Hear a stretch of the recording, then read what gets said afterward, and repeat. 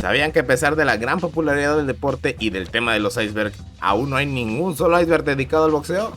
O sea, sí, está el video de Alberto Barbera o Barbera o Barbosa, pero pues la neta hay que admitir que su video parece todo menos un pinche iceberg. El video se pudo haber llamado temas polémicos y tabú del boxeo y en mi puta vida me había enterado que era un puto iceberg. También hay uno, pero es específicamente de Ricardo López Nava que dura media hora, vete a la ¿de dónde sacas tanta información para hablar de solamente un deportista por media hora, güey?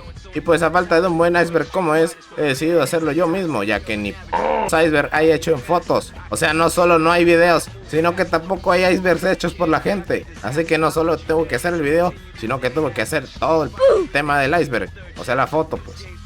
No voy a explicar lo que es la temática de los icebergs, ya que al menos que este sea el primer video que veas, lo veo súper innecesario. Pero bueno, ya me extendí demasiado y ahora sí veamos el verdadero primer iceberg del boxeo. Best one. 5, 4, 3, 2, 1. Select to make your first pick.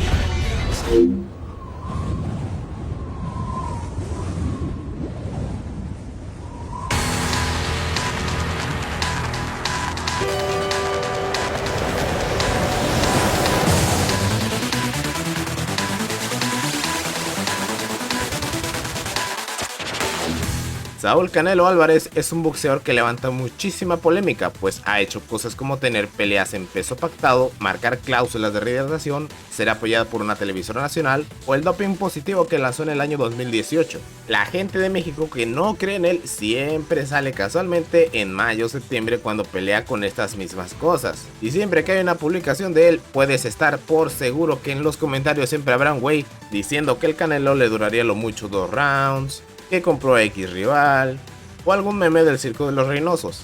Este está bien verga, güey. Sea lo que sea y haga lo que haga y gane a quien le gane, siempre habrá gente así. Lo más curioso de esto es que la enorme mayoría son mismos mexicanos.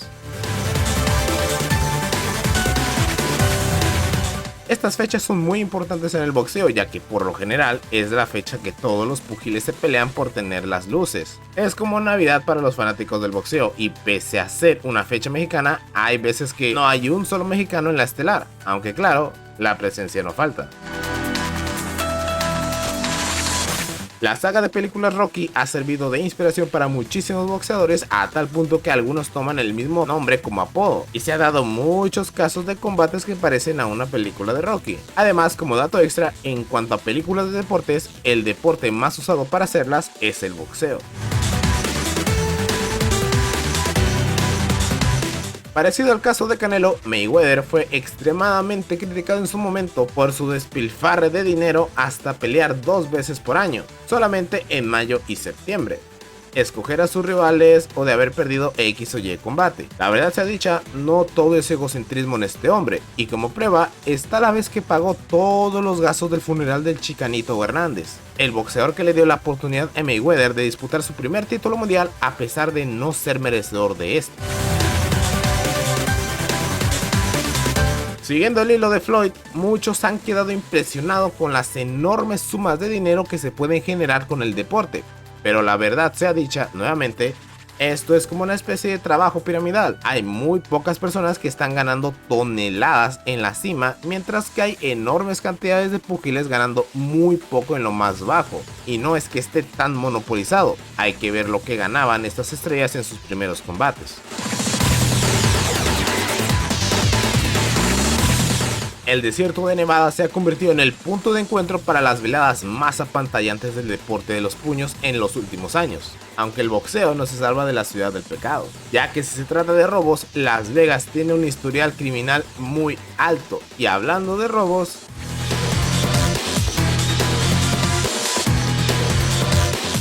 así se le conoce a esos combates que cuando se van a las tarjetas y todos vieron ganar al boxeador X, resulta que los 3 jueces vieron ganador al boxeador Y. Hay muchas teorías del por qué suceden estos casos, siendo uno de estos las apuestas, ya que al casino no le conviene que el menos favorito gane y les haga tener números rojos, o inclusive evitar que grandes peleas no se den. Como ejemplo está la tercera pelea entre Pacquiao y Márquez.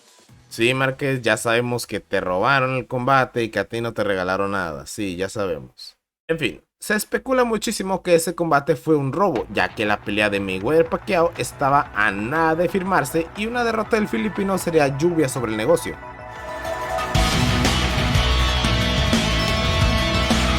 Muchísimas veces las televisoras nacionales suelen tomar a un boxeador prometedor y darle una ayuda a su carrera para hacerlo crecer.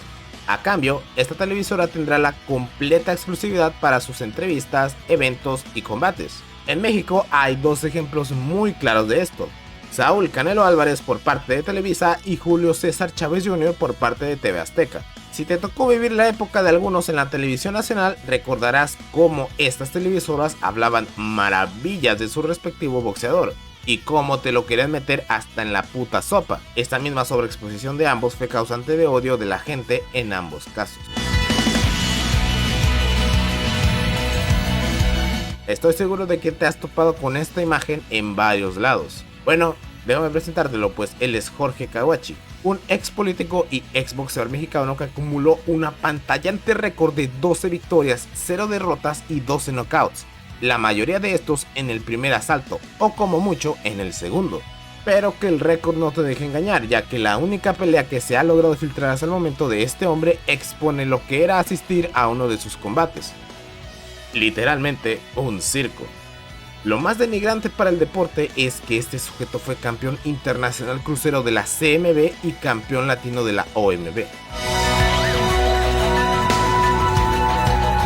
Con Kawachi hemos visto que la práctica de comprar rivales es muy real, aunque la gente es amante de crear teorías y cuando ven algo sospechoso de inmediato saltan con que el boxeador compró al rival y no sé qué cosa. El caso más sonado de los últimos tiempos fue Sergey Kovalev, ex campeón semicompleto que peleó en contra de Canelo Álvarez hace ya un par de años. La gente comenzó a teorizar cosas como que el golpe no se vio muy contundente, o que la caída se veía forzada, o que la posición de sus pies al caer parecía muy extraña, como si se hubiese hincado en lugar de haberse caído. Y lo que más echó carbón al fuego fueron las declaraciones de Kovalev, diciendo que todos los que apostaron por él eran idiotas, ya que él no tenía ni la más mínima oportunidad de ganar y solo aceptó el combate por dinero. Palabras más que suficientes para dar a entender que se había comprado para dejarse ganar por el tapatío. Aunque deberían dejar de oler tanto cannabis cuando lanzan una teoría como esta, porque una cosa es que él hubiese dicho: me dejé ganar, en cambio no tenía la más mínima oportunidad de ganar. Aunque la verdad sea dicha, Canelo Álvarez sí que toma a Kovalev contra la espada y la pared en un muy mal momento y al crepúsculo de su carrera. Eso sí que es innegable y este combate realmente jamás se debió haber dado. El deportista mueve masas y para ello se debe de vender bien al público, esto para generar más vistas e ingresos, y muchos han hecho cosas increíblemente locas para obtener los ojos del público, desde actitudes pedantes y arrogantes con un enorme trash talk como el de Floyd Mayweather, o inclusive mi favorita, venderte como un amante de México. Varios han sido los ajenos al país que han subido con un sombrero o los colores de la bandera tricolor, pero la verdad, ninguno lo hizo realmente tan bien como lo hizo Gennady Golovkin, quien conquistó el corazón de varios mexicanos vendiéndose bajo esta premisa, el Mexican Style. Aunque una vez perdió el invicto frente a Saúl Álvarez, este dejó de mencionar a México y todo el Mexican Style, demostrando así el interés de venderse bajo los colores de la bandera mexicana que algunos tienen.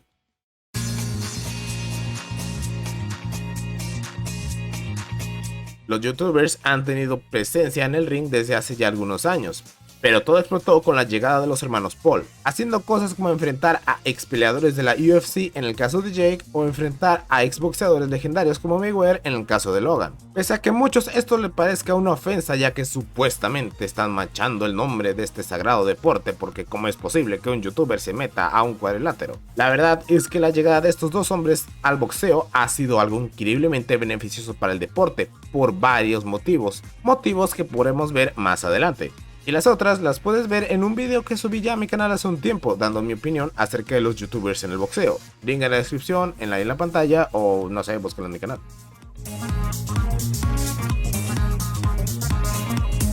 Las cláusulas son acuerdos a cumplir en el contrato de un combate. Está, por poner un ejemplo, las cláusulas de revancha, que indican que si el boxeador que ofrece el contrato pierde, se le concederá la revancha directa en caso de perder. La cláusula de rehidratación es algo que has escuchado una y otra vez, y esta consiste en un límite que el deportista tiene permitido subir al día del combate. Por poner un ejemplo, si el combate se lleva a cabo en las 160 libras y yo pongo un límite de 12 libras en el día del combate, tú deberás llegar con un peso máximo de 172 libras o de lo contrario se te multaría con altas cantidades de dinero por cada libra excedida.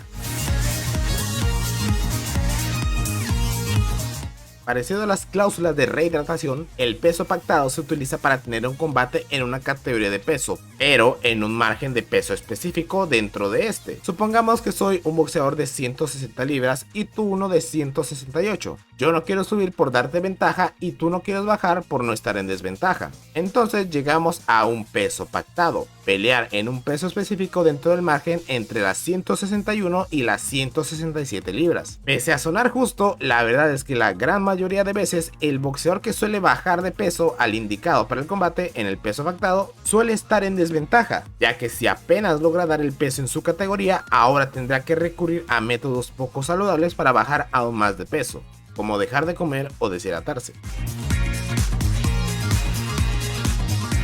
Hiroki Inoue, primo del fenómeno boxístico Naoya Inoue, es un boxeador que fue muy relevante hace un par de años. Esto por entrar al ring con una máscara de este personaje llamado Popuko, del popular anime japonés Pop Epic Team, anime muy popular entre los niños del país.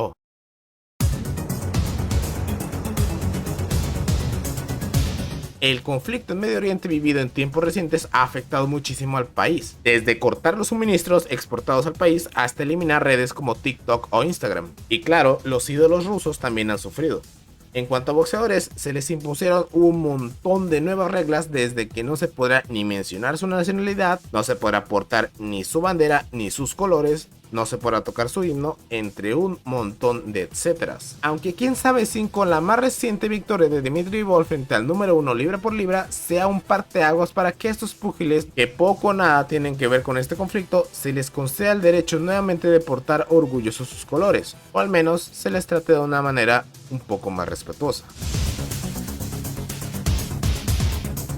El año 2018 fue testigo de la victoria más rápida del boxeo en un combate fenomenal entre Curtis Harper y Efe Hagba. El registro quedó como una victoria en tan solo un segundo del primer round. ¿Qué cosa tan loca habrá sucedido para que el tipo ganara en solamente un segundo? Bueno, pues...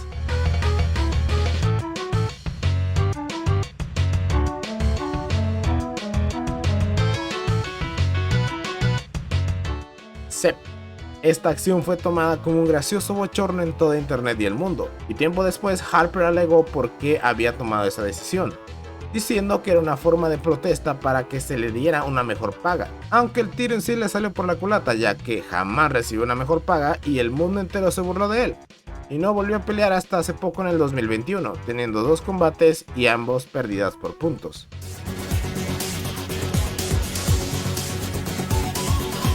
La categoría de peso Bridger es la categoría de peso más nueva hasta el momento, implementada únicamente por el Consejo Mundial de Boxeo hasta ahora. Se encontraría ubicada entre la categoría crucero y la categoría pesado, y su nombre lo toma de un pequeño niño del estado de Wyoming en Estados Unidos, llamado Bridger Walker, quien salvó la vida de su hermanita menor del ataque de un perro. El consejo lo nombró campeón honorario y le entregó un cinturón. Sí, aunque no lo creas, este niño también es campeón. Esta acción fue tan conmovedora que el Consejo Mundial de Boxeo le otorgó el cinturón de campeón honorario y tomó su nombre para esta categoría de peso. Esta categoría de peso ha levantado mucha polémica, nombrándola como innecesaria y un acto más del CMB para sonsacar más dinero de los campeones de su organismo. Nope. Este sujeto de aquí no se llama Narices Rotas, pero por cierto un saludo. Su nombre es John Douglas, mejor conocido como el creador de las reglas de Queensberry. Como deben de saber, el boxeo antes era un deporte inhumano e ilegal, sin guantes, sin ring, con rounds de duración indefinida y uso de alcohol como whisky como anestesia para los boxeadores en mitad de pleno combate. Si el boxeo actualmente cuenta con guantes, referee, jueces, rounds de tiempo establecido, etc., se lo debemos todo a este hombre.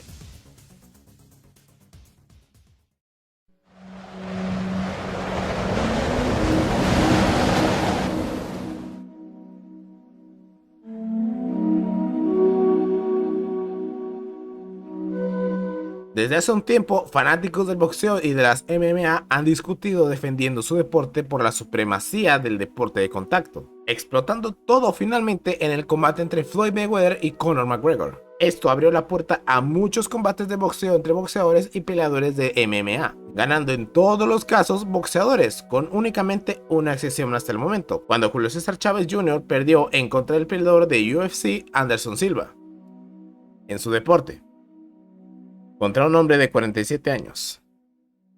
Aunque la verdad sea dicha, falta ver a un boxeador encima de un octágono.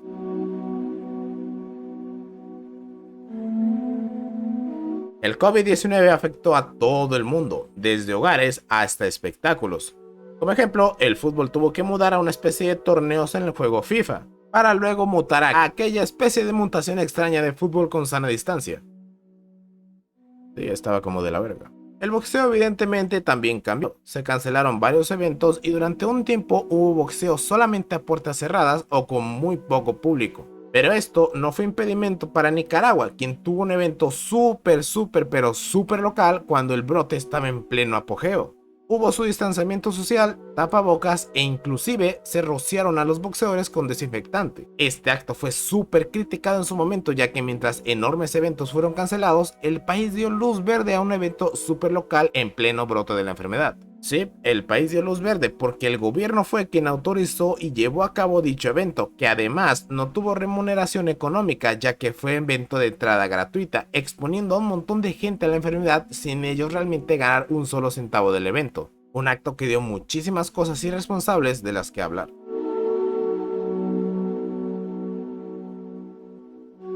David Fetelson es un periodista que trabaja actualmente en ESPN, reconocido por sus polémicas palabras de denigrar y poner en tela de duda los logros de grandes deportistas, poniendo por delante a otros que poco o nada tienen que ver en cuanto a recursos y logros del que ese sujeto muestra estar en completa contra. Por poner un ejemplo, boxeadores como Saúl Álvarez, quien ha hecho historia para México siendo campeón indiscutido, campeón en 4 divisiones de peso, siendo vencido únicamente por 2 boxeadores de la gran élite y de un boxeo completo, no puede ser el mejor boxeador libra por libra del momento y decide poner en su lugar a Terence Crawford, boxeador de recursos completos y campeón indiscutido como el mexicano, pero que realmente no ha enfrentado a absolutamente nadie para ser realmente el mejor. Y así como lo hace en el boxeo, créanme que lo hace de igual manera con el fútbol. Pero tengo una pequeña teoría, ya que creo que Faitelson hace esto a propósito como idea de un personaje.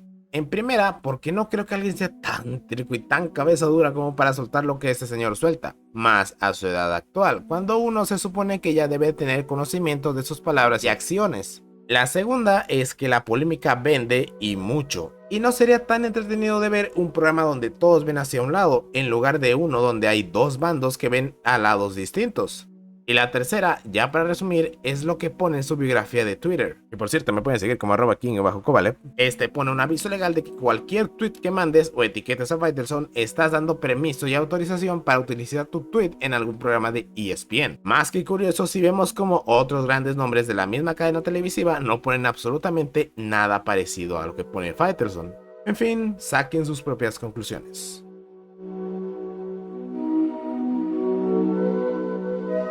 El boxeo ha cambiado y no solamente en el trato a los deportistas, sino incluso en el cómo se visten. En tiempos de antaño, la vestimenta de los boxeadores era parecido al de un uniforme de trabajo. Shorts cortos sin ningún solo estampado y como mucho, el apellido en la parte de la cintura o las iniciales en la parte de los shorts. Zapatillas especializadas para boxeadores, guantes de una única marca y color tanto para él como para sus contrarios. Y los más exuberantes portaban elegantes batas al momento de entrar.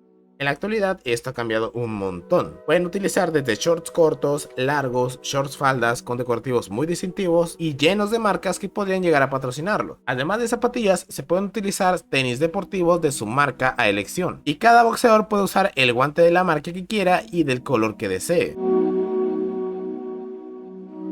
El boxeo, al ser un deporte de contactos, se suele correr bastantes riesgos a la salud y hay un cierto sector que no puede practicarlo ni de manera amateur ni profesional. Si llegas a padecer enfermedades como la hepatitis o el VIH, se te negará la práctica de este deporte. La hepatitis afecta principalmente al hígado, un órgano fundamental para el funcionamiento humano, y al estar expuesto a un posible golpe sería perjudicial para la salud del enfermo. Por su parte, el VIH es una enfermedad que se transmite a través de la sangre. En un deporte con tantos cortes expuestos durante el combate, se entiende el porqué.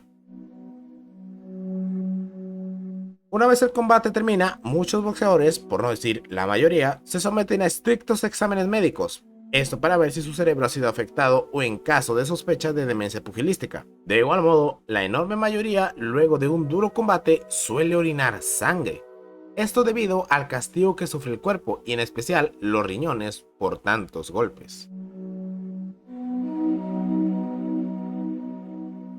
Los exámenes de antidoping son obligatorios por la Comisión Atlética de los estados en el que el combate se llevará a cabo, y evidentemente no se debe consumir ninguna clase de droga si no se quiere recibir una sanción. Aunque hace tiempo ya, la Comisión Atlética de Florida fue foco de atención cuando hizo un cambio, permitiendo el doping positivo al cannabis. Cualquier atleta que dé positivo por esa sustancia no se le dará sanción alguna, ya que a diferencia de otras sustancias que alteran el rendimiento para bien, el cannabis realmente altera el rendimiento, pero para el mal, atléticamente hablando. La IBO, por sus siglas, Organización Internacional de Boxeo, es un organismo de boxeo que reconoce a sus dueños de fajas como campeones mundiales. Pero este es el organismo menos popular y de menos prestigio, a pesar de contar con campeones de la talla como Anthony Joshua o Gennady Golovkin. Ha sido un organismo que ha vivido a la sombra de los otros 4 gigantes, pero no por eso dejan de ser campeones mundiales. Es algo así como los maestros de educación física. En papel son maestros, pero casi nadie los toma con el debido respeto.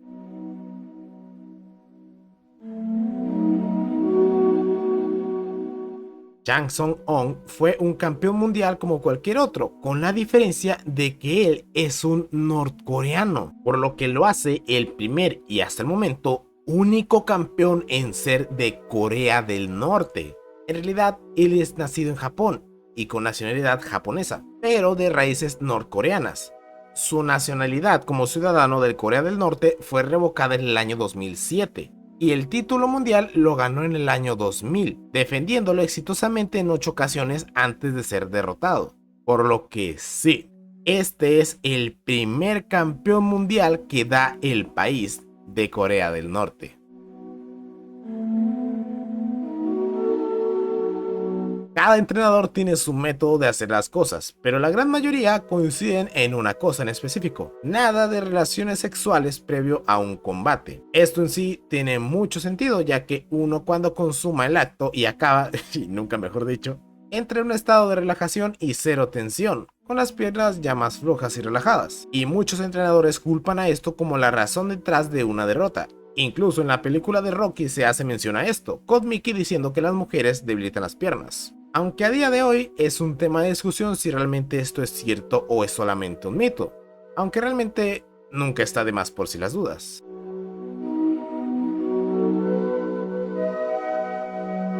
Todos hemos vivido una época en donde vemos a 2 grandes púgiles y queremos verlos pelear entre sí para ver quién es el mejor de estos. Sin embargo, hay ocasiones donde las peleas se retrasan meses o años, o inclusive en algunos casos jamás se da. De los mejores ejemplos está la pelea entre Mayweather y Pacquiao, que se venía dando más o menos a finales de los años 2000, pero no fue hasta mediados del año 2015 que se dio.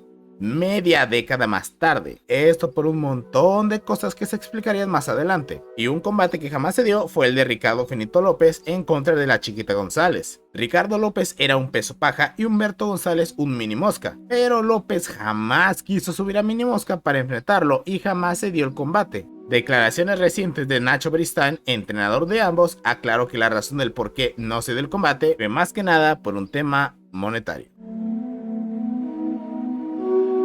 Para muchos, el mejor boxeador de la historia fue Muhammad Ali, pero para otros, él no estuvo ni en el top 3 siquiera, y prefieren poner a otros boxeadores por delante como lo fue Sugar Ray Robinson, o incluso gente que se arriesga aún más poniendo a Sam Blanford como el mejor de todos los tiempos, hombre del cual hablaremos más adelante. Pero la verdad sea dicha, es que el boxeador perfecto no existe, y si eres más de Ali o más de Robinson, eso no importa. Ambos son leyendas y ambos hicieron historia para el pugilismo, aunque Robinson es mejor.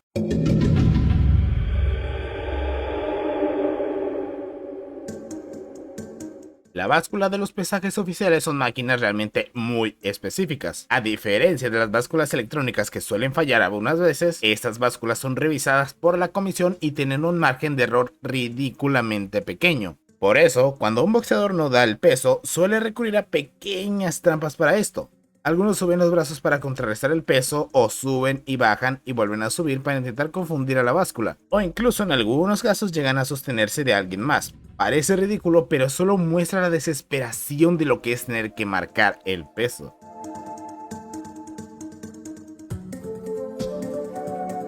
Luis Ángel Firpo fue un boxeador de peso pesado argentino que luchó en contra del campeón mundial Jack Dempsey. En el combate, Firpo de un golpe logró sacar a Dempsey por entre las cuerdas del ring. Hubo un montón de polémica alrededor de este combate, ya que hay testimonios de que a Dempsey lo ayudaron a subir al cuadrilátero y que pasó más de 10 segundos fuera de combate.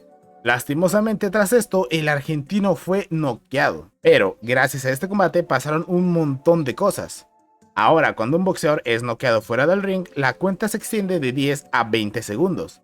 Fue la piedra angular en el tema del combate de Dempsey vs Tunney, y gracias a este combate, el boxeo en Argentina finalmente pudo ser legal.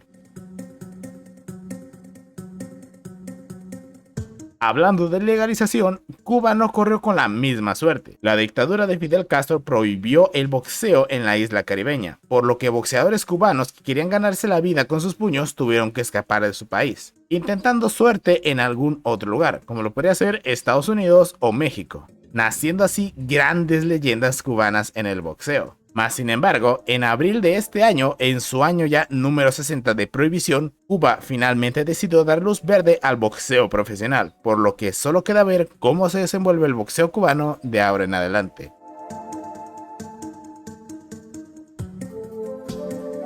Ha habido una discusión constante hasta el día de hoy de quién es el mejor boxeador latino de toda la historia. Si el mexicano Julio César Chávez o el panameño Roberto Durán. Ambos tienen cualidades boxísticas impresionantes y ambos tienen puntos de vista buenos y malos. Pero la verdad, ¿eso realmente importa? Tenemos dos leyendas del boxeo y ambos son latinos. Ambos han peleado y ganado a boxeadores que son salón de la fama y han escrito historia para sus respectivos países. Creo que deberíamos dejarnos de matar por ver quién tiene el mejor boxeador y decir, hey, tenemos a dos boxeadores históricos y ambos son latinos y Durán es mejor. Punto.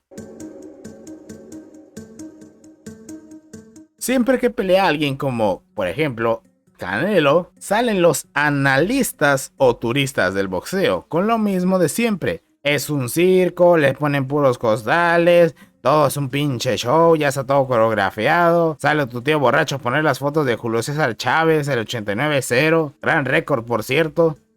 Fotos de boxeadores bañados en sangre con el comentario, estas sí son peleas. Pero por fortuna aparecen solamente por temporada en mayo y septiembre.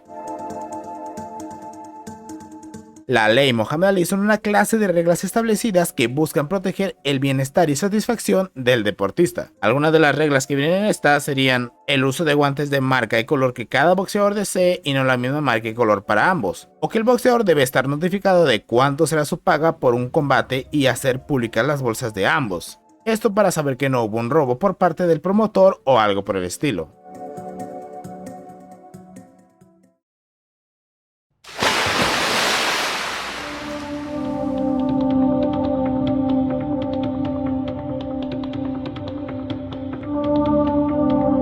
Se habla muy a la ligera de que el boxeo está actualmente controlado por una red de mafiosos y todos los combates están arreglados. Es una ridiculez, pero en parte, porque alguna vez esto fue cierto. El 14 de noviembre del año de 1947, el boxeador Jake LaMotta peleó ante Billy Fox, perdiendo el combate de una manera muy sospechosa, ya que en las apuestas era el favorito. Y además, en el primer round, LaMotta estuvo muy cerca de mandar a su rival Fox a la lona. Años después, en un juicio contra el crimen organizado, LaMotta declaró que la mafia le ofreció ese combate y que si se dejaba ganar, le dejarían aspirar a un combate por el título mundial de los peso medio. Otro caso muy popular es el de Sonny Liston, quien al perder por segunda vez consecutiva contra Muhammad Ali desapareció del ojo público y se supo poco o nada de él hasta que repentinamente murió, dando sospechas de que quizás la mafia lo mandó a dormir.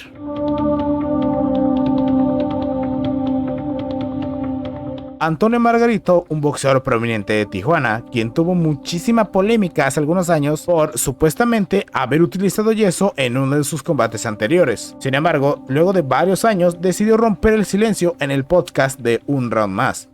alegando que él jamás utilizó yeso y de que de haberlo hecho, sus nudillos habrían quedado terriblemente lastimados. E inclusive, invitó a la audiencia a golpear una pared durante 11 asaltos para ver si se podía hacer esto. ¿Será verdad lo que el Tornado de Tijuana dice? Saca tus propias conclusiones. El knockout es lo que el jaque mate en el ajedrez o lo que el gol en el fútbol, la prueba contundente de que has ganado un combate. Pero en realidad, poniéndonos desde otro punto de vista, ¿qué se siente ser noqueado? Exboxeadores han dicho lo mismo, no se siente absolutamente nada. Muchas veces ni siquiera se siente tampoco el golpe, simplemente están y luego ven negro y despiertan, siendo muy parecido a como uno comúnmente duerme. De repente estás cansado y luego de un parpadeo ya es de día. La piedra en el zapato de muchos boxeadores no es ni siquiera el rival que tendrán encima del cuadrilátero, sino la misma báscula. Dar el peso suele ser un infierno para algunos y las declaraciones son inhumanas. Desde dejar de consumir alimentos hasta 5 días seguidos o bebiendo 1 o 2 sorbos de agua al día, o inclusive tener que ejercitar con abrigos dentro de algún sauna. Algunos incluso no logran llegar a tiempo con el peso, por lo que se ven en necesidades de pesarse completamente desnudos. Y a esto súmale si es un peso pactado, se debe de bajar todavía más de lo que algunos batallan para bajar de peso. Y hablando de no dar el peso... Luis Pantera Nery fue un exboxeador de peso gallo, ganando el título CMB de las 118 libras en contra de Shinsuke Yamanaka en Japón. Ganó el encuentro por nocaut y el nipón pidió la revancha. Aquí fue cuando todo comenzó a complicársele al mexicano, pues en el día del pesaje estaba pasado de peso. Siendo él el campeón, no pudo dar las 118 libras, por lo que el título quedaría vacante a partir de ese momento. Y el Pantera Nery no podría aspirar al título en el combate. Si Yamanaka ganaba, él sería el nuevo campeón, pero si Nery ganaba, el título seguía vacante. El combate duró la mitad del primero, despachando al nipón ahora solamente en 2 asaltos. Japoneses mismos se encargaron de destrozarlo en artículos, noticieros y comentarios por el hecho de que él, siendo el campeón, no pudo haber dado el peso, haciendo comentarios inclusive un poco ofensivos diciendo, es mexicano, allá hacen esa clase de cosas. El nutriólogo del equipo de Nery salió a decir que simplemente se había equivocado, ya que había visto varias cosas y recetas en internet y las probó en Nery para bajar cierta cantidad de peso en una sola noche. Específicamente, poco más de 2 kilos en una sola noche. No hay que ser un experto para saber que bajar esa cantidad de peso en una sola noche es algo mortal, incluso para los estándares de los boxeadores. Y la guinda sobre el pastel es que se reveló tiempo después de que Nery había dado positivo a una prueba de antidoping por silpaterol, sustancia muy parecida al clenbuterol, la cual se utiliza para la engorda del ganado. La Comisión Atlética Japonesa quedó tan furiosa con todo lo acontecido que tomó una decisión. Luis Nery quedaría vetado de por vida para cualquier actividad boxística en Japón. Y sin perder hilo, hablemos un poco de antidoping.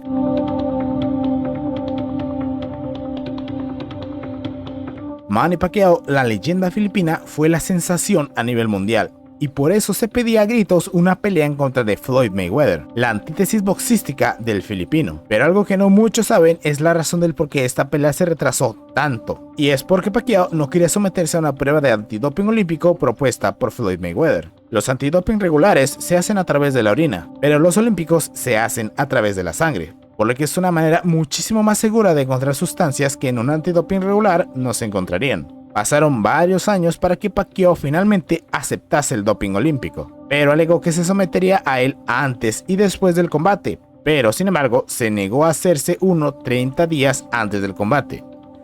De nuevo, cada quien saque sus propias conclusiones.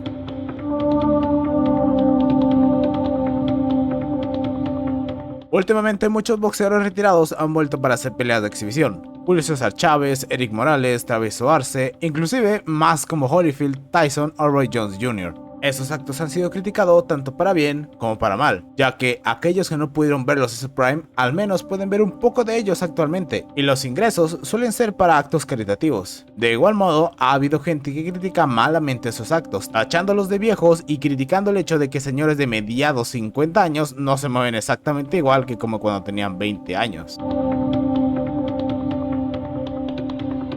Se podría decir que esta fue la primer pelea de artes marciales mixtas de la historia. En el año de 1976, la leyenda del boxeo Muhammad Ali enfrentaría al luchador de lucha libre Antonio Inoki en una extraña fusión de reglas para que ambos no tuviesen desventajas, aunque como era de esperarse, los estilos jamás se acoplaron y tuvimos un acto muy bochornoso y realmente poco llamativo más allá de algunas cosas que Ali hacía. Uno de los interesantes mitos que rodean a este espectáculo fue que Ali recibió una cantidad tal de patadas a sus piernas que por poco y le tuvieron que haber amputado una de ellas por temas de salud.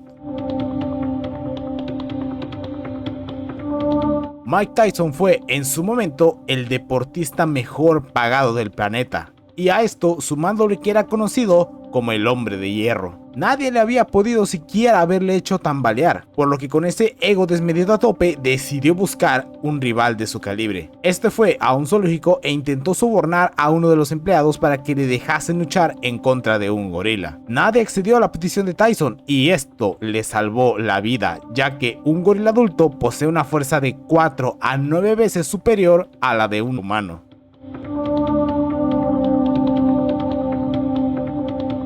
Tan solo en una categoría de peso actualmente hay 4 organismos.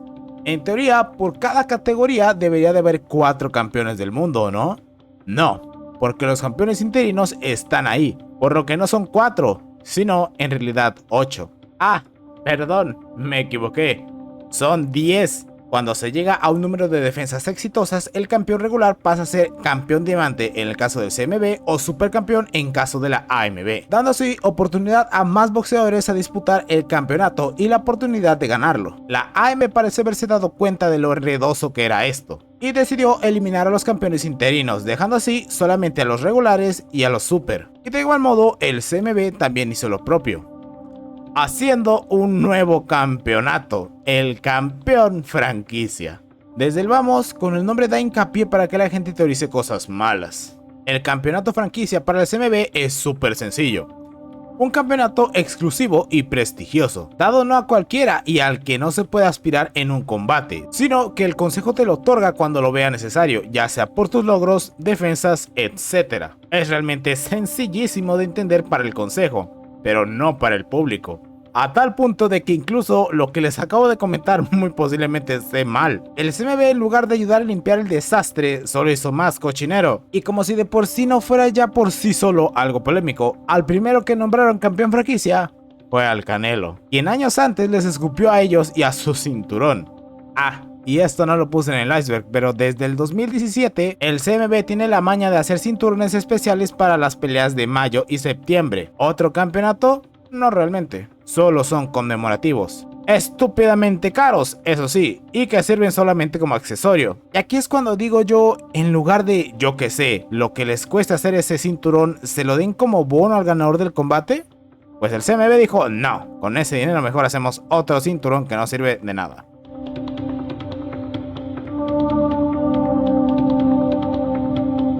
La rivalidad entre Rafael Márquez e Israel Vázquez fue una de las más emocionantes y explosivas como ninguna otra, viéndose las caras en un total de 4 enfrentamientos, siendo este último el fin de su carrera para Israel Vázquez. Pues producto de heridas de guerras pasadas, los golpes de Márquez junto a un cabezazo occidental abrió una herida muy pronunciada, y continuó peleando así por un breve periodo de tiempo hasta que le pararon la pelea.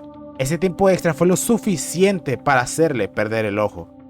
Aunque realmente no todo es malo, Vázquez se los tomó de la mejor manera posible e intentó calmar a su fanaticada, pero es una prueba más de lo costoso que puede ser el no saber cuándo parar.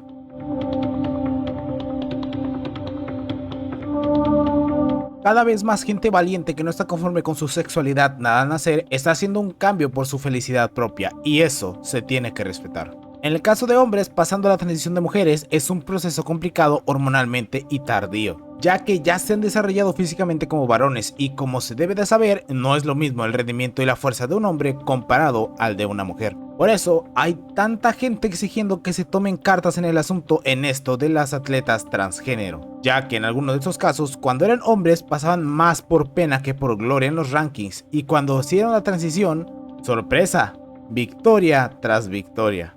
No es una pedrada ni un mensaje de odio a la gente trans, es un tema biológico, no de sensibilidad o respeto. ya que no solo se juegan victoria o derrota, muchas de estas atletas compiten por becas o inclusive hasta se juegan la vida. Actualmente no han habido casos de mujeres transgénero en el boxeo, pero sí en MMA, y los resultados son alarmantes.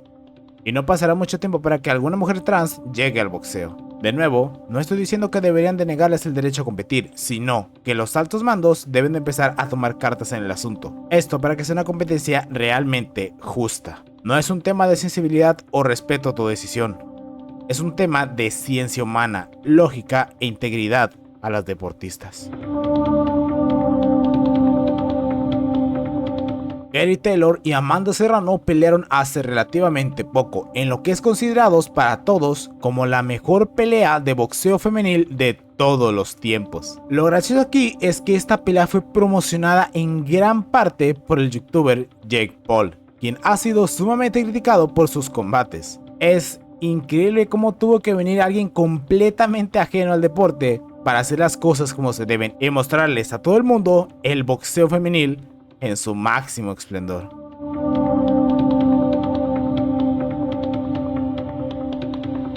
Marcos el Chino Maidana tuvo dos combates en contra del estadounidense Floyd Mayweather Jr. Y lo icónico de uno de estos dos combates fue un brutal golpe que le dio el argentino a Mayweather, donde se ve algo volando. Todo el mundo comentó que eso que había salido volando era uno de los dientes del norteamericano, viralizándose así el clip.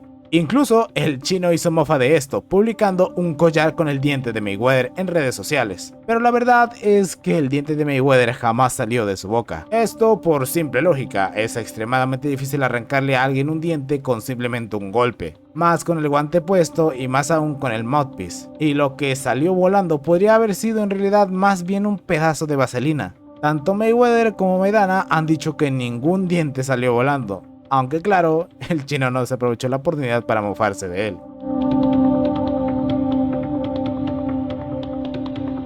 Algo por lo que Manny Pacquiao es conocido como leyenda es por ser el boxeador en conquistar más títulos mundiales en distintas categorías de peso, siendo esta un total de 6. Sí, supuestamente solo ganó 6 campeonatos en diferente división, ya que en uno de ellos disputó el campeonato de The Ring, proporcionado por la revista del mismo nombre, en contra de Marco Antonio Barrera, y otro fue por el campeonato de la IBO en contra de Rocky Hatton, siendo así para muchos expertos que Pacquiao ganó 6 divisiones en lugar de 8, aunque esto en mi humilde opinión creo que es demeritar años de picar piedra de un hombre. Y aunque no hayan sido campeonatos de gran peso, son legítimos y lo hizo frente a boxeadores de leyenda del Salón de la Fama.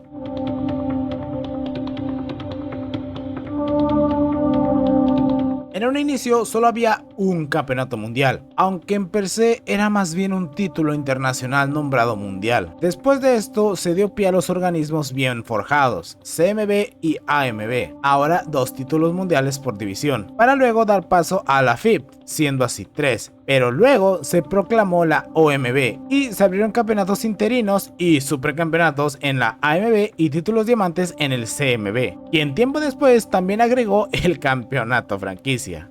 La AMB intentó limpiar un poco quitando los campeonatos interinos y finalmente al día de hoy pasamos de tener un único campeón del mundo por división a poder tener hasta 9 campeones mundiales en una sola división de peso. Y eso sin contar los campeonatos internacionales, intercontinentales, plata, latino, porque sí, hay un título exclusivamente para los latinos. Y si crees que eso es ofensivo, te tengo otra mejor. Sí, aunque no lo creas, este título en verdad existió. Se trató del campeonato mundial para negros, ya que el racismo estaba en completo apogeo en los inicios del siglo XX. Los blancos creían que los hombres negros no eran merecedores de ir por el legítimo campeonato mundial de boxeo. Así que se les dio este denigrante título que estuvo vigente desde el año de 1876 hasta el año de 1937, una vez que Joe Louis conquistó el título mundial legítimo. Las grandes cabezas vieron innecesario la existencia aún de este título mundial para negros y decidieron eliminarlo para siempre. Ya se ha hablado un montón de veces de este señor en este canal, conocido como el maestro borracho Emmanuel Augustus, uno de los boxeadores más infravalorados de todos los tiempos, tanto antes como al día de hoy, pues sus movimientos son tan extraños y tan surrealistas y tan fuera de lo común que estudiarlo es una tarea de nivel experto. Incluso este hombre tuvo el honor de ser el rival que más dolores de cabeza le hizo pasar a alguien como Floyd Mayweather. Esto dicho por él mismo. Lastimosamente, para bien o mal, sus movimientos muy poco profesionales no les hacía nada de gracia a los jueces. Por lo que a un lado Márquez, porque a este señor es el boxeador quien más robos ha sufrido en toda su carrera. Sin dudas, jamás habrá otro Emmanuel Augustus.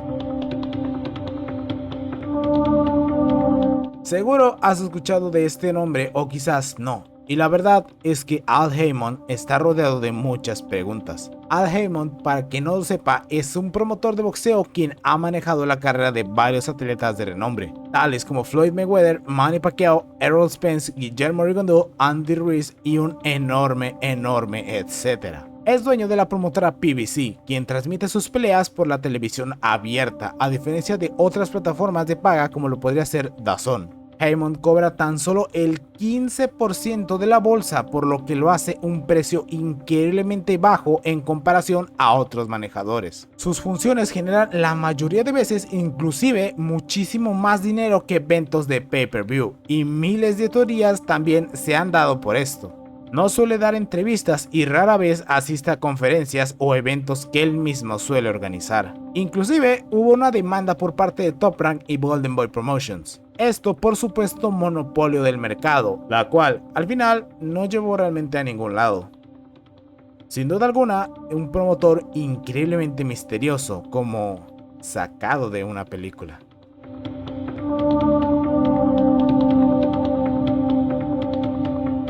Este adjetivo se utiliza muy a la ligera, ya que la gente se emociona muy fácil con cualquier combate hoy en día. El último que osó acuñarse como la pelea del siglo fue la polémica Mayweather-Pacquiao en mayo del 2015, siendo una pelea en todo momento de un solo lado, con un Pacquiao casi inexistente, aunque la verdad sí que fue el combate del año, al menos en el tema de vender la pelea. La premisa fue tan llamativa y era algo que la gente se relamía los bigotes para ver, al explosivo filipino en contra del técnico estadounidense, siendo un éxito absoluto de taquilla. Pero la verdad es que sí hubo una pelea del siglo, y fue en el siglo XX. Y esta fue la pelea entre Muhammad Ali contra Joe Frazier, un combate que dividió al país en dos, esto por temas tanto políticos, raciales y morales. Para que te des una idea, este evento tuvo una audiencia televisiva muchísimo mayor al que tuvo el alunizaje ocurrido hace tan solo un par de años atrás.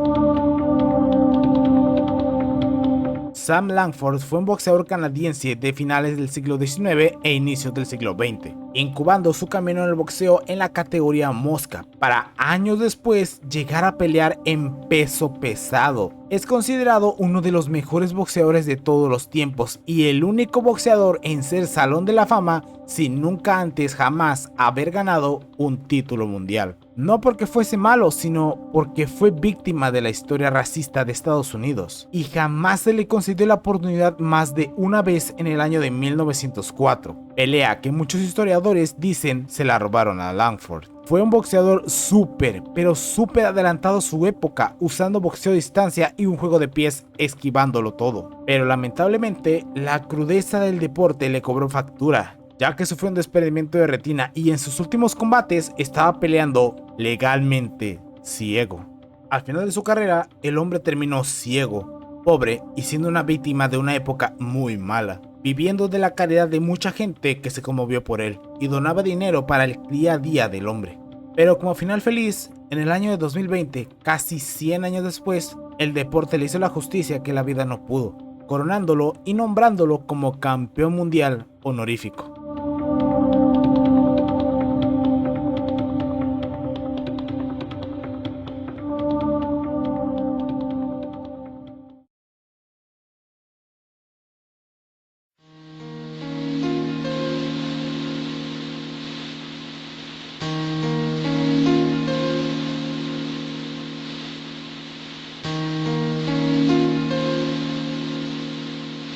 Jack Johnson fue otro boxeador negro en ser histórico, siendo el primer afroamericano en conquistar el legítimo campeonato del mundo de la categoría de peso pesado. En el año de 1908, en un combate con guantes de tan solamente 4 onzas. Johnson, al igual que Langford, tenía un boxeo increíblemente adelantado para su época, defensivo y con desplazamientos, lo que lo hizo un monarca duradero, algo que los blancos odiaron. Además, Johnson era amante de las mujeres blancas y vestir elegante, algo que la supremacía blanca no pudo tolerar, por lo que se empezó una cacería de brujas en contra de Jack Johnson, trayendo a cuanto boxeador blanco se pudiese para intentar derrocarlo, inclusive sacando del retiro a algunos en el proceso. Cuando vieron que Johnson ganaba y ganaba a cada uno de ellos, se tuvieron que inventar leyes para así intentar despojarlo del título y encarcelarlo, obligando a Johnson a huir de los Estados Unidos, teniendo que pelear en Latinoamérica, en países como México, Argentina y Cuba, donde en este último, los Estados Unidos, obsesionados con la idea de que un negro no podía ser campeón mundial, finalmente lo atraparon en el año de 1915. En el combate en contra de Jess Willard, perdiendo por nocaut en el round número 26 para posteriormente llevarlo encarcelado a los Estados Unidos durante 8 meses. Falleció en el año de 1946 en un accidente automovilístico, luego de que se le negara el servicio en una cafetería solamente por ser negro. Y como dato extra, muchísima gente afirma que el primer kaiju popular, King Kong, fue basada en Jack Johnson. A sus mismas palabras, un gorila feo enamorado de una bella mujer blanca. Además de varios comentarios racistas diciendo que el rostro de ambos eran prácticamente idénticos.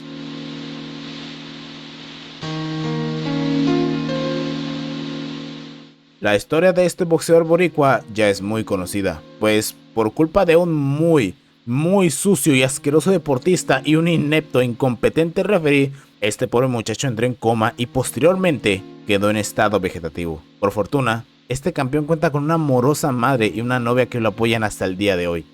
Y gracias a eso, se ha visto resultados muy positivos en su día a día. Desde poder moverse aunque sea un poco más, sostenerse un poco en pie o inclusive beber agua. Aunque lastimosamente jamás podremos ver de nuevo a este muchacho como lo vimos alguna vez.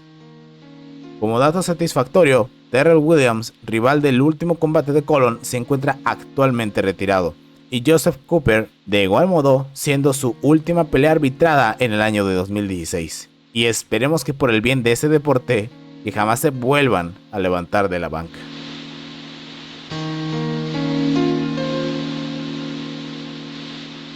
En el año de 1982 se disputaría el combate entre Ray Mancini y el coreano Duk Koo Kim por el título mundial de los pesos ligeros. Lo que fue una apasionante velada de entrega y corazón se convirtió en una noche negra para el deporte, pues luego de un knockout de miedo en el round 14, Kim entró en un coma del cual desgraciadamente no despertaría, perdiendo la vida tan solo 4 días después de su combate. Su madre no pudo soportar la noticia, por lo que, con el corazón roto y sin su amado hijo, cometió suicidio. El referee, Richard Greens, de igual modo, meses después fue encontrado sin vida en su vivienda a causa de otro con una arma de fuego. Los organismos se movilizaron rápidamente en lo ocurrido y tomaron la decisión de disminuir los rounds en peleas de campeonato mundial, pasando de ser 15 a 12.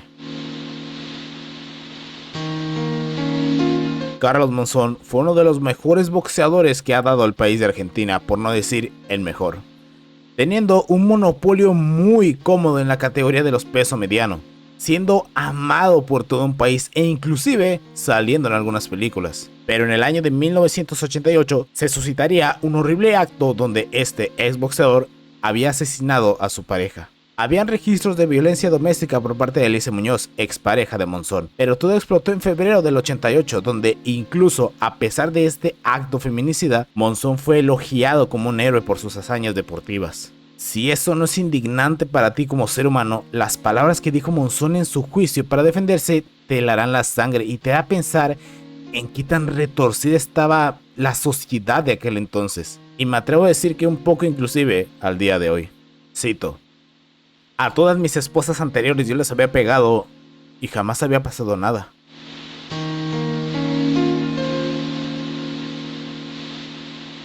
Oscar Valdez enfrentaría al carioca Robson Conceição en el año 2021. Sin embargo, Las alarmas rojas se encendieron, pues Oscar Valdez, el campeón mundial de CMB de peso superpluma, lanzaría positivo por fentermina, una sustancia que ayuda a perder el apetito y bajar de peso sin afectar el rendimiento del cuerpo. En cualquier acto normal y siguiendo las reglas, el combate no se debió de haber dado. Se debió de sancionar a Valdez y despojar del título inmediatamente, en especial por esa clase de drogas. Sin embargo, el CMB no pensaba así. Jamás se le sancionó como es debido. Pidieron disculpas en su nombre y dijeron déjenlo pelear. Al fin y al cabo, no hará gran diferencia. Palabras muy descaradas por parte del Consejo Mundial de Boxeo. Pero esto no es lo peor. En el combate, el boxeador de Brasil se vio claramente superior a Valdez en mayor parte del encuentro. Pero de nueva cuenta, el destino hizo de las suyas, y Conceição no solo perdió por puntos, sino que lo hizo por decisión unánime, y con una tarjeta ridículamente amplia de 117 a 110. Siendo todo esto no solo indignante, sino muy sospechoso por parte de los involucrados. José Mantequilla Nápoles fue un boxeador cubano nacionalizado mexicano quien dio hitos históricos que ambos países acuñan. Tenía un carisma que rivalizaba con el de Sugar Ray Robinson y fue, junto con otros, de los primeros ídolos mundiales que llegó a tener México. Sin embargo, este hombre terminó con mal de Parkinson, diabetes, demencia senil y demás enfermedades que, debido a lo costoso de los medicamentos, terminó sin un solo peso, viviendo en una casa de caridad para no dormir en las calles, y el CMB ayudó casi que por compromiso, y falleció en el año de 2019 siendo olvidado por muchas de las futuras generaciones, mostrando lo cruelmente atemporal que suele ser este deporte. Producto de las guerras que vivió la leyenda con Frazier, Foreman y demás grandes hombres de su división, Ali comenzó a hablar más inentendiblemente. Se movió más lento y presentaba muchos síntomas de demencia pugilística. Pero ese no fue impedimento para Don King, quien llegó a ofrecer $8 millones a Ali para enfrentar al actual campeón de peso pesado, Larry Holmes. El combate fue un auténtico desastre, antes, durante y después del mismo, ya que ningún médico dio el visto malo a Ali para pelear. El combate ha sido uno de los más tristes de la historia si sabemos que Ali subió prácticamente enfermo a recibir una paliza solamente por dinero, y que Holmes fue recordado únicamente como un mal aprovechado y jamás se le dio el merecido crédito a él o a su carrera.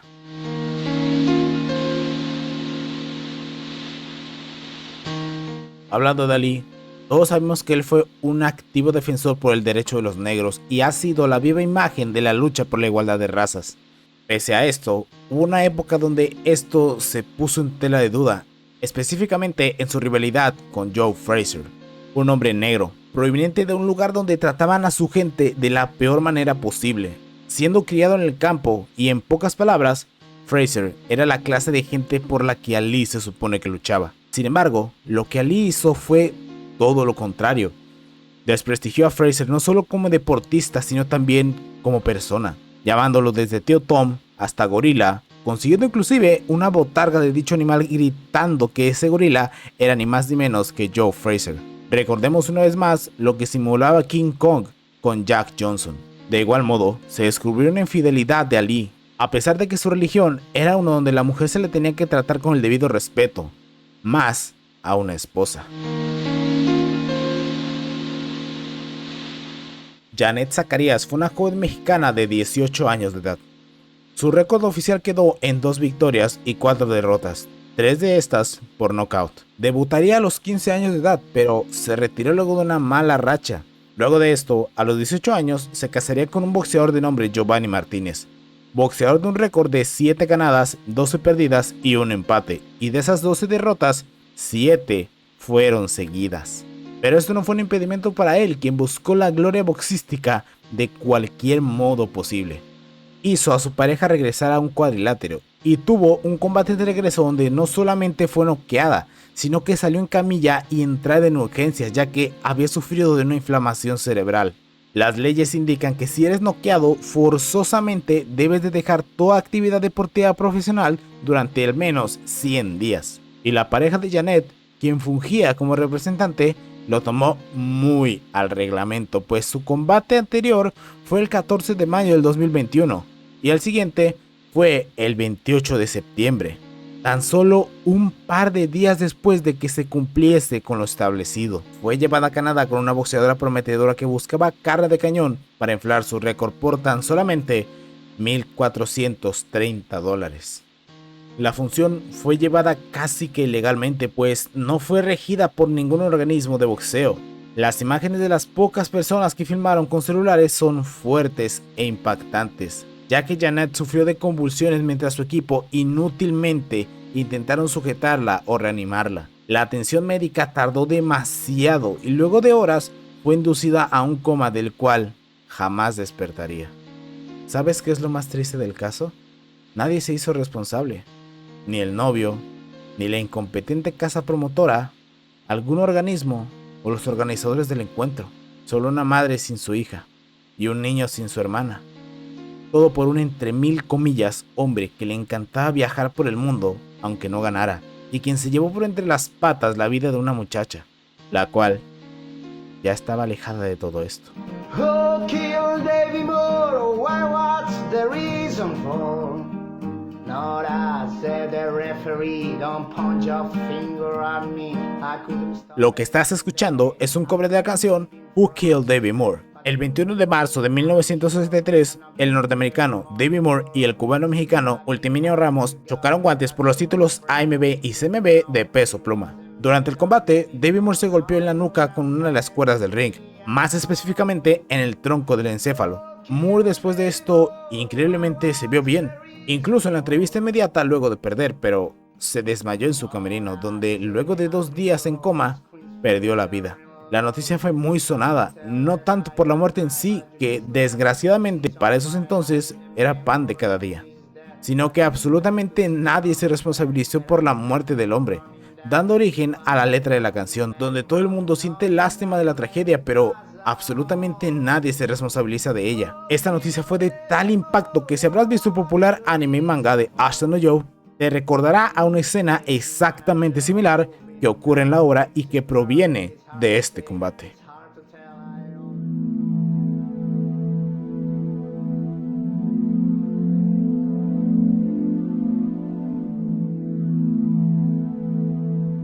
Han habido casos de boxeadores que suelen ser vistos con importantes figuras políticas. Por poner un ejemplo, cuando Márquez ganó a Pacquiao en el 2012, fue recibido por el presidente del sexenio, Enrique Peña Nieto, a quien le regaló los guantes con los que noqueó al filipino. O el caso de Chávez, quien fue visitado por el entonces candidato Salinas de Gortari. Para quienes no sean de México, Carlos Salinas de Gortari fue presidente de México del 88 al 94, donde su partido político movió cielo, mar y tierra para que ganara, pues por primera vez en años su partido tenía las de perder más que nunca, haciendo cosas como estar con la estrella mexicana del momento, Julio César Chávez, el campeón del pueblo, hasta la famosa caída de los votos, donde en una cerrada contienda, luego de que el sistema se cayera y volviese, sorprendentemente Salinas dio la remontada. En el caso de Márquez y Peña Nieto es un tanto diferente, ya que Peña Nieto ya había ganado. La teoría que muchos tienen de esto es por una nota que salió hace tiempo, donde se decía que Márquez jamás declaró impuestos por sus combates frente a Pacquiao en el año 2012. Más curioso que esta empresa perseguidora de hasta los niños que venden chicles en los semáforos no pudiesen ver estos números tan grandes durante tantísimos años.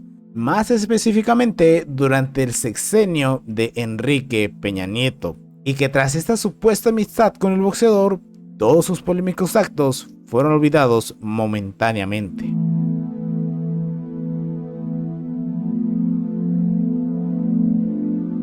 Esta es otra que ya todos se saben.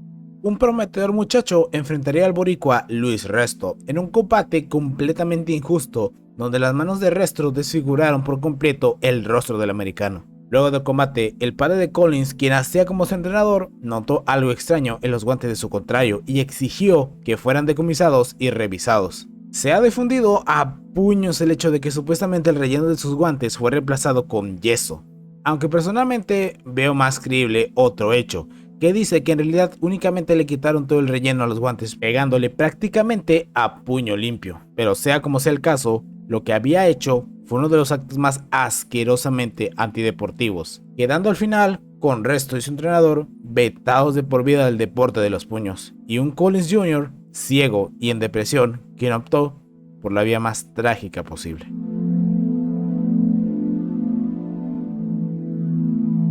Originaria de Brasil, Viviane fue centro de críticas hace unos años por matar a golpes a su esposo de 61 años de edad. No es la primera vez que esta mujer actuaba de una forma violenta, pues años atrás había sido arrestada por una agresión igualmente al golpear en el rostro a un hombre en un club nocturno. Se ha declarado que esta mujer tiene un temperamento muy cambiante y agresivo, parecido al de un interruptor.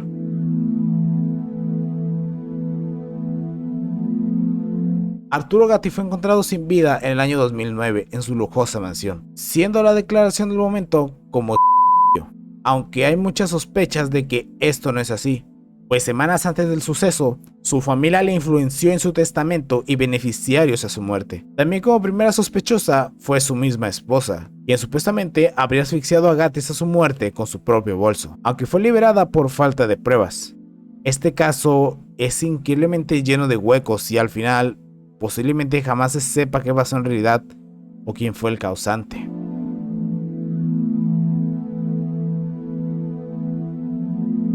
Alguien que pasó por algo similar fue Alexis Arguello. El exboxeador estaba pasando por momentos de depresión hasta que finalmente terminó con su vida de un disparo al corazón con su propia arma.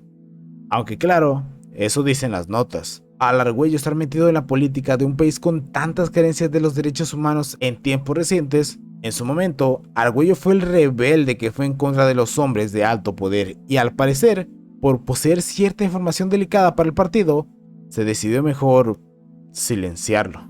Hay testigos quienes aseguran haber visto vehículos 4x4 a altas horas de la noche luego de la detonación del arma, pero al final del día, el gobierno de estos países solo cuentan lo que les conviene.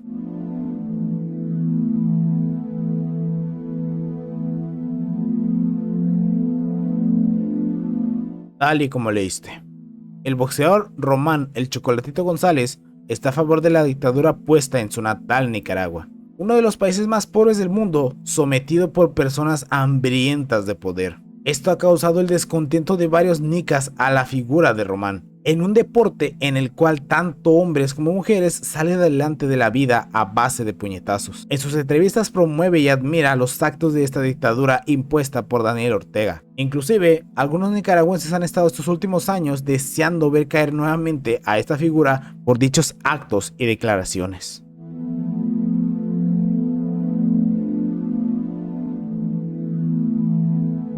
Benny Parrett y Emil Griffith disputaron el título mundial welter en 1962. Previo a este combate, Parrett se mofaba de una manera increíblemente ofensiva de Griffith, ya que había rumores de que era homosexual, así que ya se imaginarán todo lo que Parrett le habría dicho, tratándolo de un modo muy despectivo por su orientación sexual. Y una vez en el combate, Griffith se cobró hasta de más todo lo que Parrett le había dicho.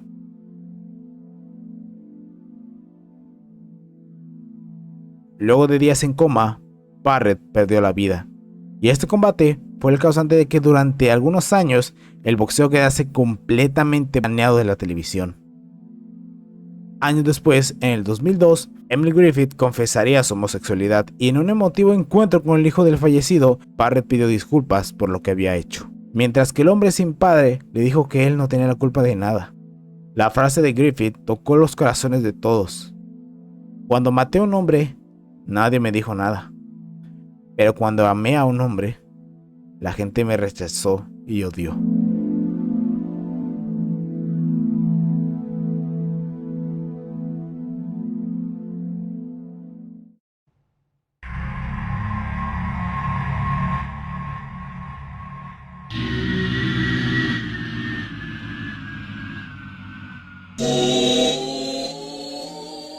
Mucho antes de ser el Superman del boxeo, Adonis Stevenson tenía un pasado asquerosamente inhumano.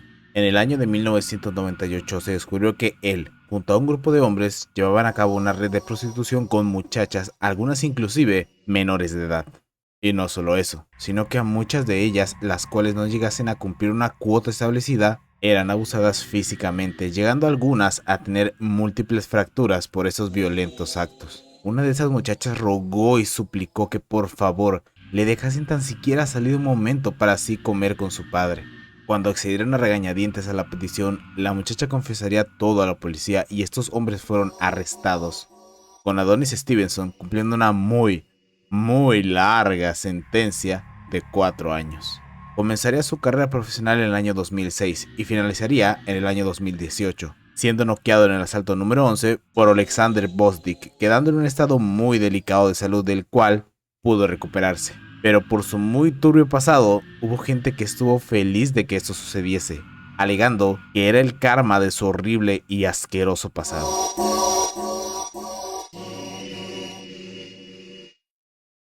En la tragedia que paralizó al mundo en el año 2001, la cual ya todos conocen, se decidió hacer una cartelera de boxeo benéfica para este trágico suceso. El protagonista de la velada fue James Butler, por la actitud que este tomó después de que se declarara como perdedor en una amplia decisión. Sam Kellerman, hermano menor del popular comentarista de la ya extinta HBO Boxing, había metido las manos por completo al fuego por él, uno de sus más grandes amigos. Presionaba a su hermano Max a promocionar a James, cosa la cual él accedió luego de tanto, y todo se derrumbó para Sam con ese simple acto. Su carrera se había prácticamente acabado desde aquel entonces, y le pidió a su gran amigo Sam alojamiento en su hogar, cosa a la cual accedió sin pensarla 2 veces. Y el 17 de octubre del año 2004, tan solo 2 semanas después de que Sam aceptase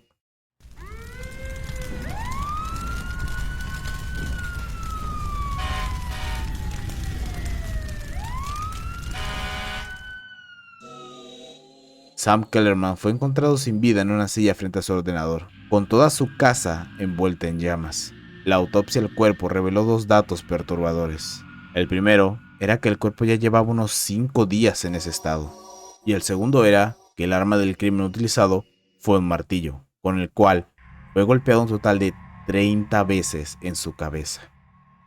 Pocos días después, se interceptaron unas llamadas de James Butler a su novia, en el cual claramente se escuchaba: No debí hacerlo. No sé por qué lo he hecho. La condena para Butler se declaró en el año 2006, con un total de 29 años de cárcel.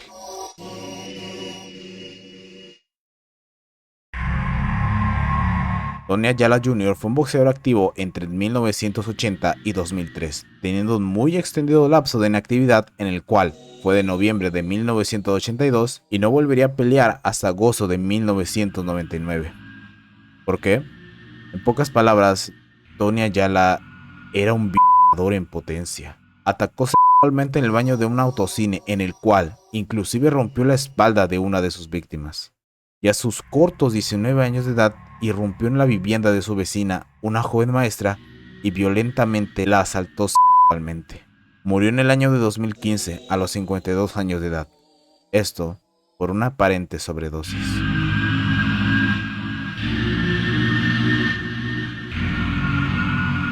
En el año de 1951 se daría un combate entre el legendario peso mediano Sugar Ray Robinson y el inglés Randolph Turpin, en el cual fue la sorpresa del año al Turpin derrotar por una decisión al legendario Ray Robinson, quien de más de 100 combates solo había sido derrotado por un hombre con anterioridad. La revancha se llevaría a cabo literalmente un par de meses después, en el cual Ray Robinson dejaría fuera de combate a Turpin en el 10º asalto. Justo cuando Turpin había cosechado una importante victoria, rápidamente se le fue arrebatada. Luego de esto, su vida se fue en picada en una durísima depresión de la cual se cobró con la vida de este hombre en un suicidio con un arma de fuego a 2 disparos. El primero se detonó en la cabeza, pero hasta ni esta satisfacción le dio la vida, pues la bala se alojó en el cráneo y no pudo llegar al cerebro. El segundo fue a su corazón, el cual fue el disparo fulminante. Pero cuando la policía llegó al lugar, no se topó con un cuerpo, sino con 2. El del exboxeador Randolph Turpin y el de su pequeña hija Carmen, con 2 disparos de bala recibido. La pequeña tenía tan solo 17 meses de edad. La maldad que debió de haber abrazado ese hombre para disparar en contra de una inocente bebé que además era su propia sangre, debió de ser más de lo que uno podría imaginar. Pero sorpresivamente y contra todo pronóstico, la bebé pudo no solamente sobrevivir a esto, sino que tuvo una recuperación completa.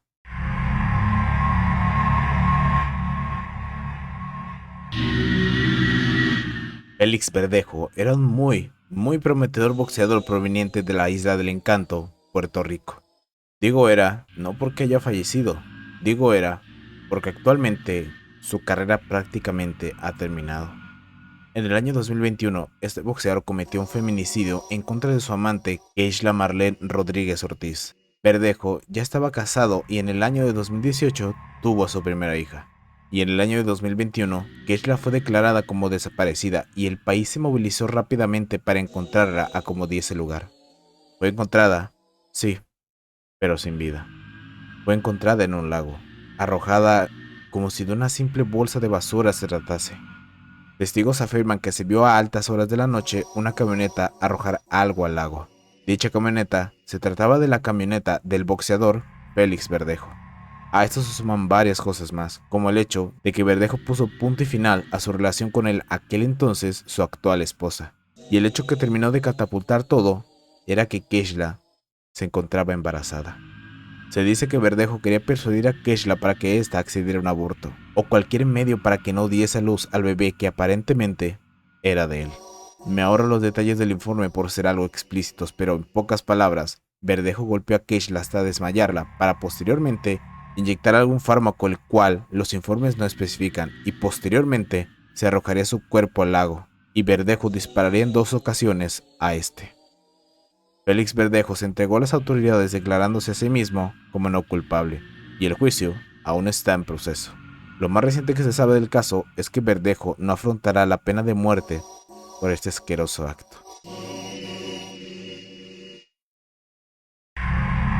Carlos Valdomir, apodado como el Tata, fue un boxeador originario de Santa Fe, en Argentina, y ex campeón mundial, desafiando a hombres como Arturo Gatti, Zab Judah, Floyd Mayweather y Canelo Álvarez, retirándose con un récord de 49 victorias, 16 derrotas, 6 empates y 15 knockouts.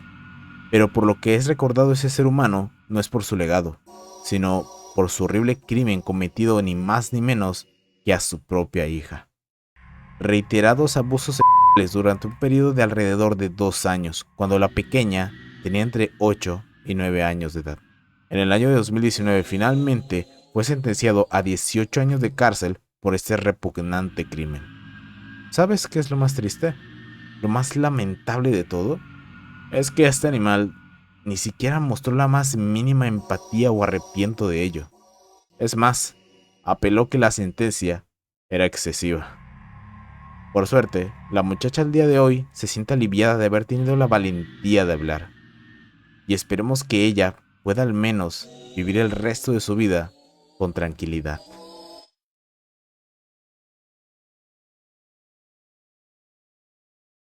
Quizás te decepcione o moleste que la última parada, lo más profundo de este hoyo, no sea lo que esperabas. Aquí no hay sangre, aquí no hay morbo, no hay crímenes, aquí no hay controversia. Es algo que todo el mundo ignora, algo que está justo delante de nuestras narices, pero que de igual forma todos ignoramos. Cuando uno paga por ver a un púgil, uno quiere verlo pelear. Quiere ver todas sus peleas y lo hace.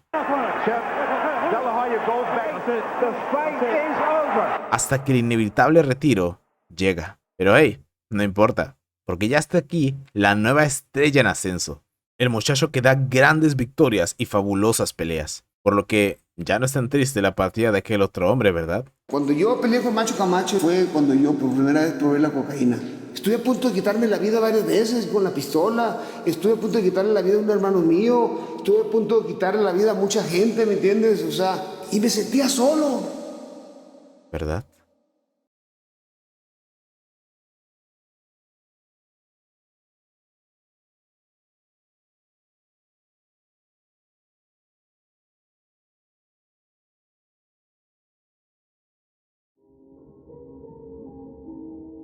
Cuando un boxeador se retira, este no tiene la vida resuelta.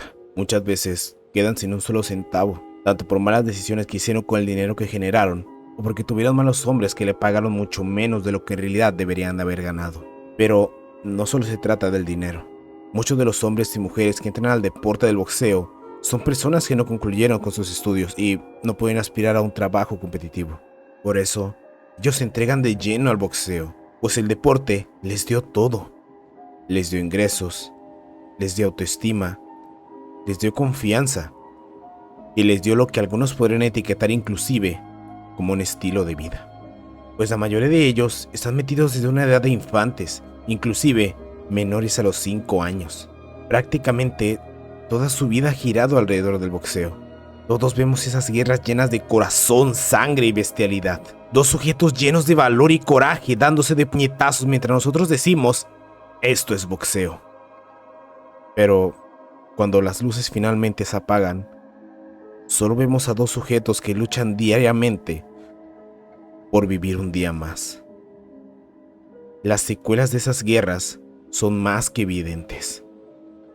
Pero eso no importa porque al fin y al cabo, si ya no van a subir al ring a dar otra guerra, ¿para qué seguir viéndolos? No. Pero, de igual modo, algunos de ellos, esa misma intensidad les hace felices. Les hace sentirse más vivos que nada. Pero toda llama, al final, va a apagarse. Y ahí fue donde detectó esto que se llama esclerosis sistémica. Algunos lo toman bien y tienen una vida plena y feliz. Pero para la gran mayoría, no es el caso. Traes una depresión espantosa, me dijo. ¿Qué te gusta? ¿Qué te apasiona?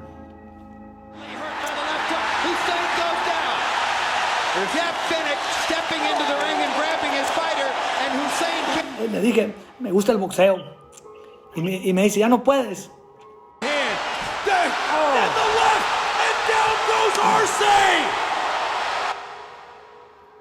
No lo sé, le dije. Ya me retiré. Drogas, alcohol, depresión, suicidio. Son solo por mencionar un par de casos. Pero, ¿por qué escuchar mis palabras cuando pueden mejor escuchar las palabras de alguien que vivió en carne propia todo esto y logró superarlo? Esto es La dificultad de decir adiós al boxeo, escrito por el exboxeador Eric el Terrible Morales. Cuando le preguntas a un aficionado el motivo del regreso de un boxeador, ellos siempre responderán el dinero. Es lo que siempre contestan los fanáticos junto con la prensa, pero nunca se han tomado la molestia de razonar un poco esta pregunta. Me tomé un tiempo de receso esperando encontrar la magia y ese sentimiento que tenía. Esa sensación de subirse al ring y darlo todo. Pelearle de tú al tú contra los mejores en su momento. Pero pasaban los días, pasaban las semanas, y aquel sentimiento jamás llegaba. Pero, ¿cómo es que iba a llegar? Si terminé cansado, desilusionado, triste de las últimas peleas que tuve. La suerte, el carisma, el apoyo, la ayuda, la admiración y negocio que tuve algún día, todo lo perdí. ¿Cómo es que pasó todo esto?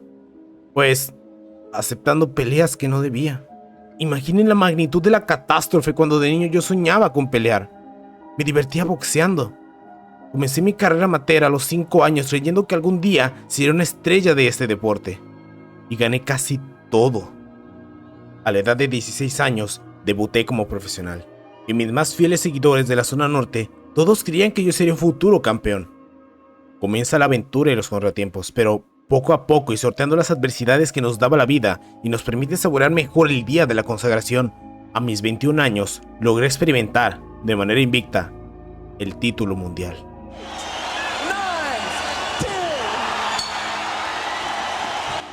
Y de ahí se vienen más de 49 combates sin una sola derrota. Elogios todo el tiempo, y la suerte seguía de mi lado. Pero se te empieza a escapar tarde o temprano. Porque la soberbia y el poder no te ayudan, ni mucho menos te bien aconsejan. Pero sobre todo, hay algo que no hay que perder de vista. A lo largo de mi vida, me forjé como un guerrero. Como una persona lista para el combate. Con instinto competitivo y sobre todo, instinto de ganador. Cuando te desanimas por malas decisiones, quieres de manera expresa recomponer todo y quieres al mejor para que te pague los platos rotos. ¿Pero qué crees? ¡Sorpresa! No es así. Lejos de ir para arriba, logras hundirte más. Entonces, llega un momento donde tienes que parar. Tomar un receso como todos, con la diferencia de que el boxeador comienza a deteriorarse más rápido que otros deportistas. Pero mi mente no cambió. Nunca se modificó. Y empiezo a hacer con la experiencia lo que lograba la juventud. Pero, aún así, será momentáneo, ya que siempre estarás bajo la lupa. Y el truco de la experiencia es muy fácil de leer por el talento de la sangre nueva. Y aquí viene lo contradictorio. La mente me dice que puedo. Sé que lo puedo lograr. Pero mi cuerpo simplemente está gritando: no más. Ya no te puedo ayudar. Entonces tomé una decisión: irme del boxeo para siempre. Claro, no sin antes resistirme por fácil más de 24 horas llorando de lo triste que es saber que ya nunca jamás volverás a estar ahí arriba del ring, debajo de esos incandescentes focos y ese calor, escuchando los ensordecedores gritos de toda la arena, de todo un país que está clamando tu nombre.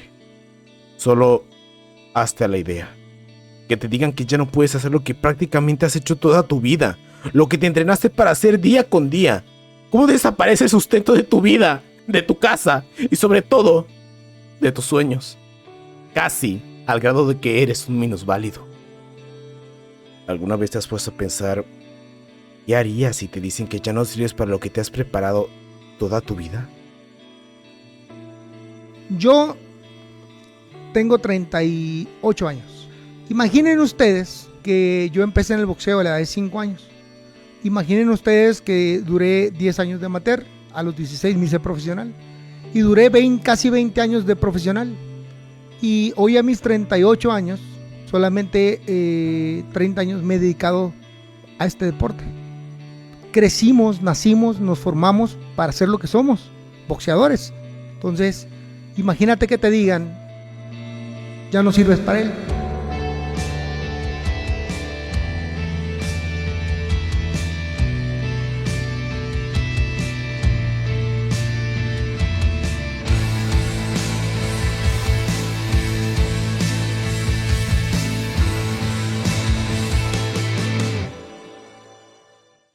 Y bueno, así ha concluido por fin el auténtico iceberg del boxeo. Ha sido un viaje que ha tomado más tiempo del que yo esperaba, ha sido un trabajo más complicado y enredoso del que yo pensaba, pero finalmente he portado mi granito de arena a ese deporte con el iceberg del boxeo. Estaré dejando la imagen completa del iceberg en la pestaña de comunidad para cualquier cosa que quieran utilizarla, no sé. Y eso sería todo por el día de hoy. Recuerda que por favor, si no estás suscrito, suscríbete para poderles traer más contenido de esta calidad. Comenta qué te pareció, deja un like. Puedes seguirme en Twitter como @king_kovalev. Y eso sería todo y nos vemos cuando nos veamos. Hace un chingo que no decía eso.